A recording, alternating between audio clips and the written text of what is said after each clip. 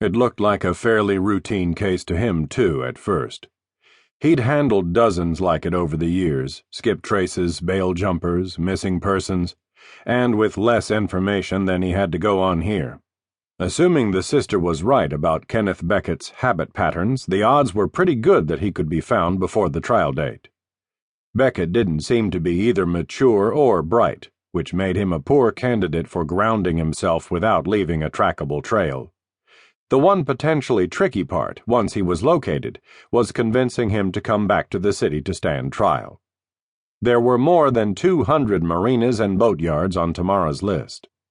But Runyon figured he could eliminate the ones in close proximity to the city: Oakland, Alameda, Sausalito, Pacifica, the near end of the peninsula.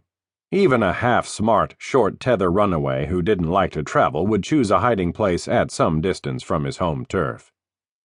The remaining possibilities within a 75-mile radius could be covered by one man in the allotted time frame, though if Runyon couldn't get a line on the subject in a week or so, Tamara had said she'd assign Alex Chavez or part-timer Darren Stewart to help out. Runyon started in Half Moon Bay, moved from there to the Mid-Peninsula area, then down to San Jose and the rest of the South Bay. No luck.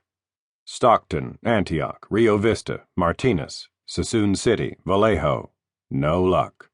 The North Bay next, beginning with Sausalito, even though it was just across the Golden Gate Bridge because of the town's large number of boating facilities. Another blank there. And one more in San Rafael. On up to Port Sonoma, and that was where, on the morning of the 5th day, he finally got his fix on the subject's whereabouts. The Port Sonoma Marina was located in a wetlands area along the Petaluma River, near where it emptied into San Pablo Bay. Good-sized place with a ferry landing, a fuel dock and pump-out station, bait shop on one of the floats, and several rows of boat slips. The craft berthed in the slips were all sailboats and small inboards. No big yachts. The day, a Saturday, was warmish for late November, and the marina was doing a moderately brisk business, individuals and groups getting their craft ready to join those that already dotted the bay and the winding upland course of the river. Runyon went first to the bait shop, but nobody there recognized the photo of Kenneth Beckett. Same at the fuel dock. He walked down through an open gate to the slips.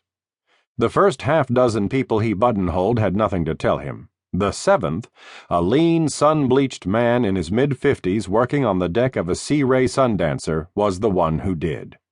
The boat owner took a long look at the photo before he said, "Yeah, I've seen this kid. How come you're looking for him?